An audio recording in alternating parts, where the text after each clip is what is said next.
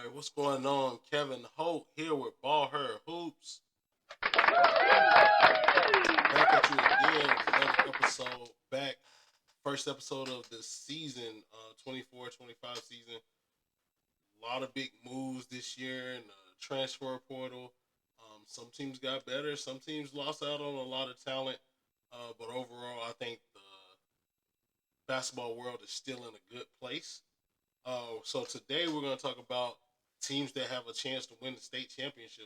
I think there are a good amount of them that could potentially win. So we're just going to talk a little bit about those teams. So starting with private school, we'll start at the 1A division. Only team I think left really in our area is Victory Christian. Victory Christian still has some talented girls over there. I know they lost Deb from last year, but still some talent. But I think the road still goes through Crescent Christian up in Durham. They have a talented team. Even though they lost their post player, they added a couple kids, and they still probably have the best team as far as 1A. If they're still 1A, sometimes those schools move up in divisions. So we'll see. 2A, I don't think there's no one that I can really say from the 2A division that will be there in that state championship for private school. Can't think anybody. Davidson Day. Um, really can't think of many 2A schools. So gonna go straight 3A. I think in our area, 3A team is Concord Academy. Justice Alexander and crew. Taylor Smith. Hopefully, I didn't get her name wrong. But I think they have the best chance out of 3A. I think Grace Christian is still the heavy hitter in that 3A division. Greensboro Day will be a team to watch. But overall, I think Grace Christian takes 3A. But Concord Academy is the best available chance in our area. So we'll see what they do. But that's the team that I think has the best chance. Um, 4A, it's a couple teams. I think, of course, the Finnish state champions, Cannon, can be just as good as they want to be. Couple great additions with Jaden Thompson, Jacayla Gaskin, Kennedy Dixon is another great player that they added. I think if they are healthy, I think they have a chance to repeat. Providence Day, even though they lost Jaden McClure, they added GA, which is big for them. It kind of gives them a good replacement. I know they probably wish they had both because that would have been a good duo. But overall, I still think they have a solid team with a good chance to compete. Um, my dark horse that I put for the 4A division, I would put Charlotte Country Day. I think Charlotte Country Day has a team. They lost one player in Casey Smith, but I still think overall they have a solid chance to win. So going to public schools, we'll start 1A there too as well. I think Albemarle has a good chance to win this year. Of course, you still got Bishop McGinnis and Cherokee. Those two teams are going to be there at the end. But Albemarle has the experience. I think they have a good senior-led group that can compete with a lot of teams. And I know Coach is going to put them against some of the tougher teams to get them ready for the season. I know they play Terry Sanford. They always play Bishop McGinnis. I think I saw them play a couple other good teams on their schedule. So I know that they'll be ready when the time comes. Hopefully they continue to stay healthy. Amari Baldwin is one of the best players in our area. She's a kid that's averaging probably almost 28 points per game, if not more. That was just off the top of my head. The kid's a scorer. She got a couple offers this year, so that'll be good for her going into her senior year. I'm sure she's ready to break some records, realistically. Um, a new 1A team, I think they're another dark horse. Queens Grant.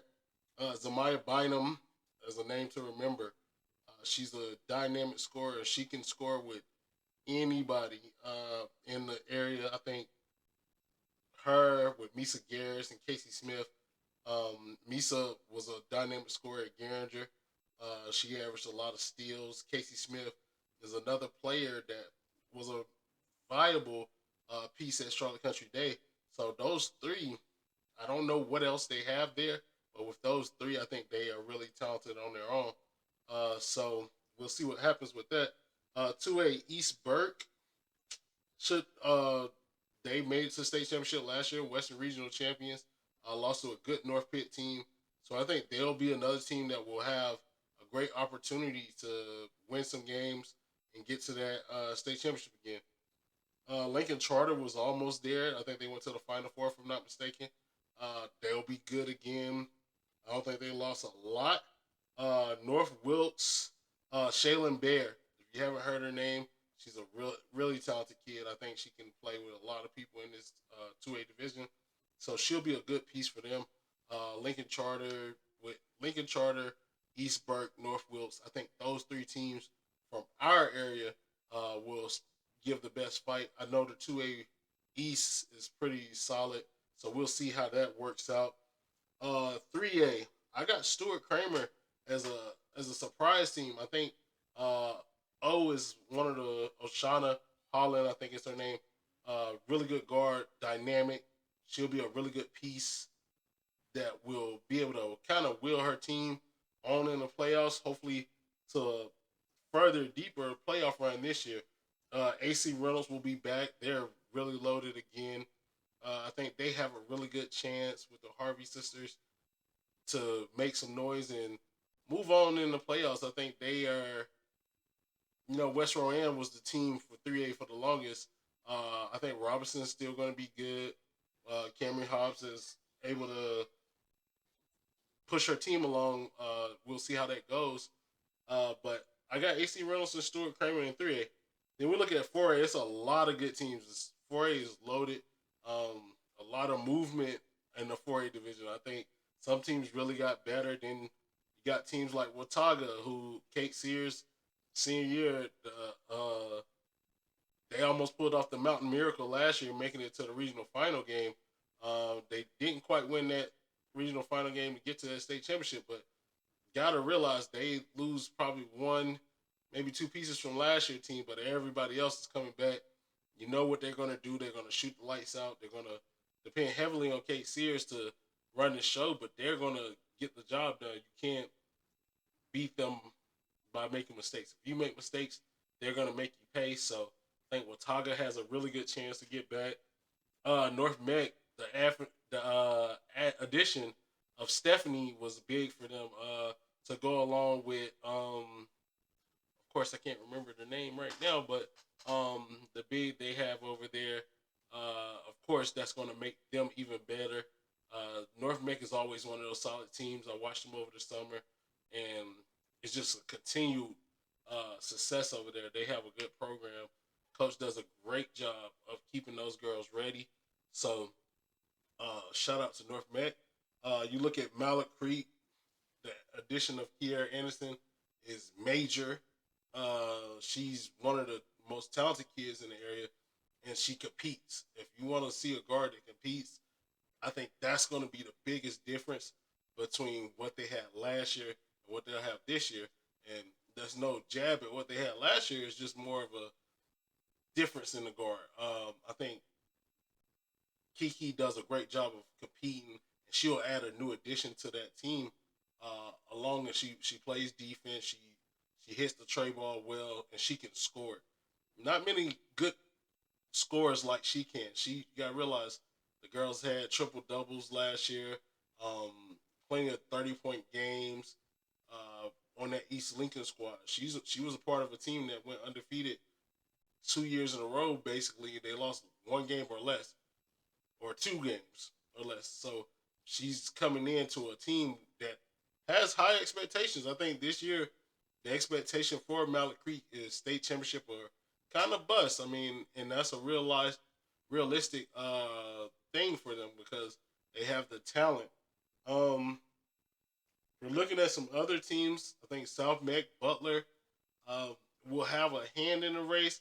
I don't know if they're quite ready quite yet, but South Meck's a young team that could be get better as the year come on, um, and Butler as well.